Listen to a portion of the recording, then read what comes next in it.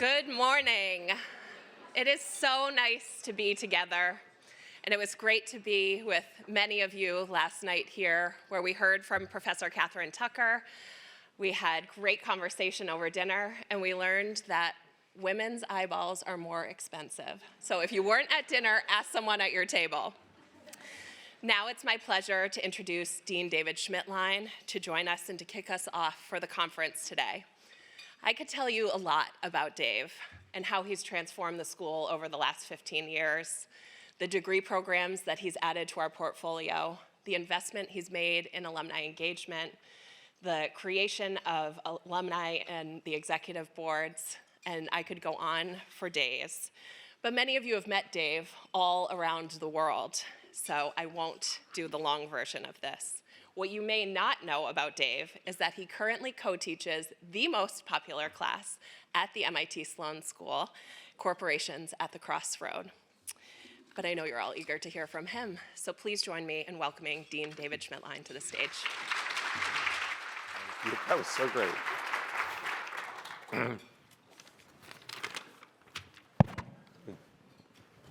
Thank you, Kathy. Let me just say, first, welcome. Second, you're amazing. Conferences at MIT do not start on time generally, and people are not all sitting in their seats and they're not all ready to go. So I'm glad that you didn't get that memo. That's wonderful. I also could tell you a lot about Kathy, but I won't, because she was generous in not telling you about me, except to say that she's been the amazing leader that we exactly needed in this period for external relations and global programs for the MIT Sloan School. And I'm so proud and grateful for your leadership, Kathy, and for the team that you have built and that you are building. Kathy once left us for about 3 weeks for another leadership position. And I am proud to tell you that I was not too proud to literally cry on the telephone to ask her to please come back, and I'm so glad that she did. Yeah.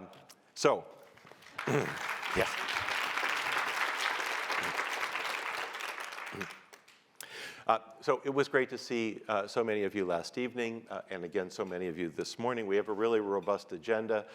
You'll be hearing, of course, thought leadership from MIT Sloan faculty and from fellow alumni, and I'm looking forward to that as well. And we have 2 faculty members in a fireside chat in just a moment that I'm delaying you from hearing. Tavneet Suri and Esther Duflo, as you know, and I'm looking forward to hearing from them as much as you are. But I'd like to just say a couple things before we begin. You know, it's been 3 years since the prior women's conference, and it's been a long 3 years for many of us, I suspect for many of you.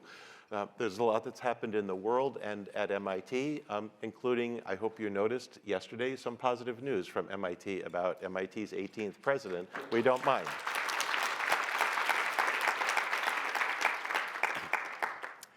So I won't do the whole dean's speech about the way the MIT Sloan School has changed since 2019, but I'd like to just point out 3 things, and then I'll move us forward. It's always important to recreate the MIT Sloan faculty as thought leaders, rigorous and having impact in the world. And that took a pause, honestly, during part of the pandemic. People were not leaving PhD programs. People were not hiring at other schools. And so I'm very pleased over the last year that we've hired 11 new faculty, which is quite a large number for us as a school of management. And I'm shameless in being inclined to tell you that 5 of those 11 are women. And that includes...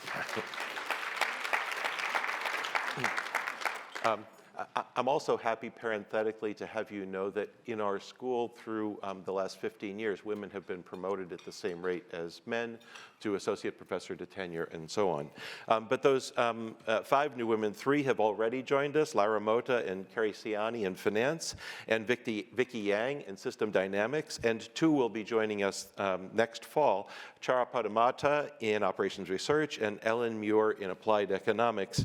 And we're just very excited to be able to welcome them to MIT Sloan. I also want to tell you a little bit about our engagement across the MIT campus, which has continued to develop over the last 3 years. You know that we're not trying to be a B school in the landscape of B school competition. We are trying to be MIT's distinctive school of management. And it's great to see members who are leaders in our Sloan community being asked to take on institute responsibilities. I think many of you know that MIT's current provost, Cindy Barnhart, former chancellor of MIT as well, is an MIT Sloan faculty member in operations research, and we're so very proud of her. It has never been the case before Cindy that an MIT Sloan faculty member served as MIT's provost.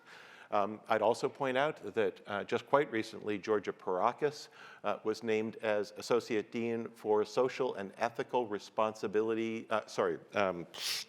Responsibility of Computing, COVID brain. Her Associate Dean appointment in Social and Ethical Responsibility of Computing is both in the Sloan School and also in the MIT Schwarzman College of Computing, where she is leading the Institute in really important work. Yes, and many of you know Georgia, so yeah.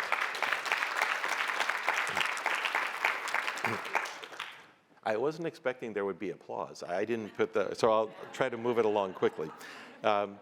I also wanted to mention in the context of research and impact within MIT and for the world, a couple of the people, a couple of the things that are coming up, and a couple of the new activities since 2019.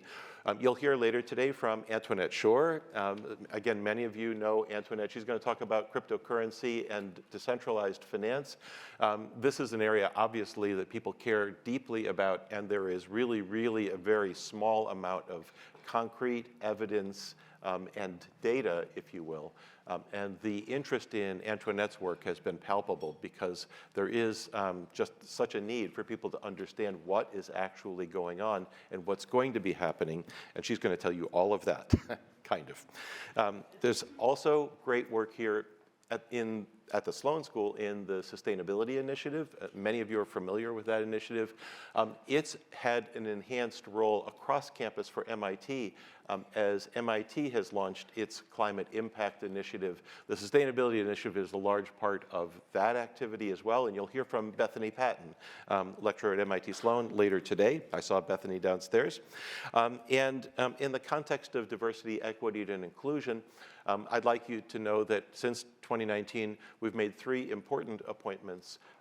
2 of our faculty members, Ray Reagans and Fiona Murray, have taken responsibility as associate deans for diversity, equity, and inclusion. And we've hired an assistant dean, Brian Thomas, to oversee the Office of Diversity, Equity, and Inclusion for the MIT Sloan School, which has dramatically expanded programming both in our core curriculum as well as in the context of developing staff conversations and helping diversify the entering student population as well. It's also important that that group has already been seen as a leader with respect to best practices across the MIT campus and is being used as a benchmarking example as MIT more broadly pursues diversity, equity, and inclusion. That's at least as much time as I was supposed to take, so I'm going to move it along very quickly and embrace our having 2 of our amazing MIT faculty to engage in a fireside chat with each other and with you. That's Tavneet Suri and Esther Duflo, of course. They have very long bios. That's going to take most of their time if I say all of it, but I have to say a little bit of it. So Tavneet Suri, besides being my friend, is also the Louis E. Seeley Professor of Applied Economics at the MIT Sloan School of Management.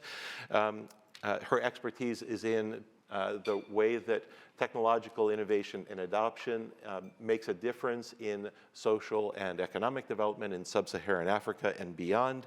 She's the editor-in-chief of VoxDev. She's senior scientific director for the Jameel Poverty Action Lab. She's co-chair of the Agricultural Technology Adoption Initiative at JPAL. She's chair of the Digital Identification and Finance Initiative at JPAL Africa. She's a faculty research fellow in the National Bureau of Economic Research.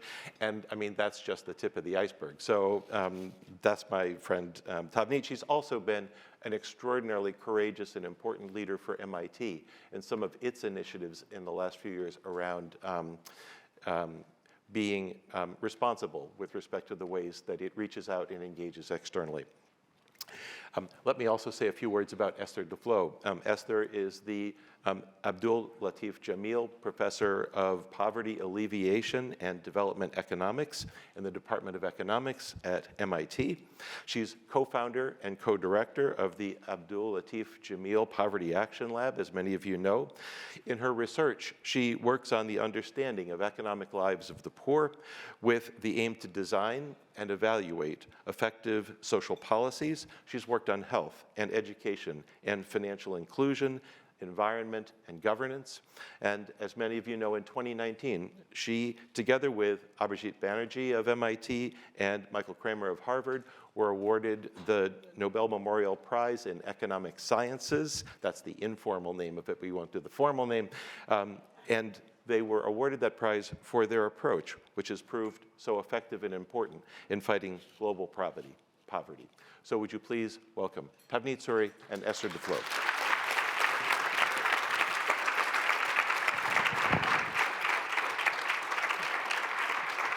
Thank you very much, Dave. I used all your time. I'm sorry I used up all your time.